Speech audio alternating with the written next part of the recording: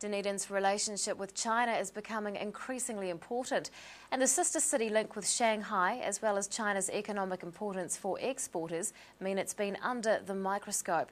University of Otago senior lecturer Dr Nicholas Khoo is here with a review of the last few months in that relationship. Good evening, Dr Khoo. Good evening. Now, the issue's come up in a public forum earlier this week. Can you tell us a little bit about that?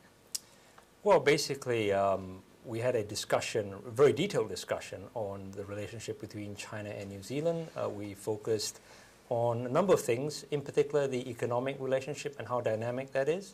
We touched on broader security issues in respect to Asia and New Zealand's role in engaging with China. And also we touched on some other issues relating to the forthcoming visit by the Dalai Lama to Otago. What does the relationship mean between the two countries on an economic level? Well, it means a lot, particularly for New Zealand. China is now the #2 trading partner. And not only that, the jump in economic engagement has actually been quite a strong one. So, for example, in the last year alone, we've had more than $1 billion New Zealand dollar increase in trade. That's very significant. How strong would you say the relationship is? I'd say it's generally very strong, a very broad-based engagement on the economic level, and also increasingly on the political level with the key government.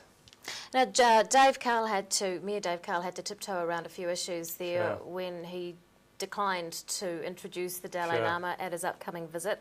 Do politicians get direct political pressure from China, or is it more subtle? It's a bit of both. It's direct and subtle, and so it's quite a...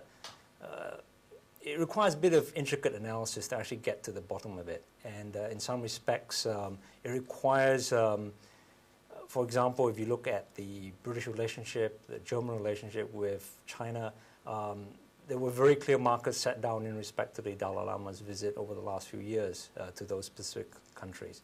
Now, what has happened is then other countries take their cue from that. And it's a pretty... complicated issue, so it requires a bit more time to analyse and break it down. Now, you've also said in the past that New Zealand as a state needs to confront the issues involved. What do you mean by that? Well, basically there are two imperatives, really. There's the security imperative and then there's the economic imperative. For the most part, they flow together and they reinforce each other, so economic engagement tends to support this idea of engaging China in the security front, so it kind of complements each other. As China grows stronger, these issues may come apart, and that's an issue that academics debate all the time. And so that's something to look forward to in the future. And China's rising as an economic force. What do you see in its future? Well, generally speaking, it's quite an optimistic future. It's not to say they don't have issues to deal with, but over the long haul, last 20 years, they've done a fairly good job at it. Dr Nicholas Khoo from the University of Otago, thanks very much for your time. Thank you.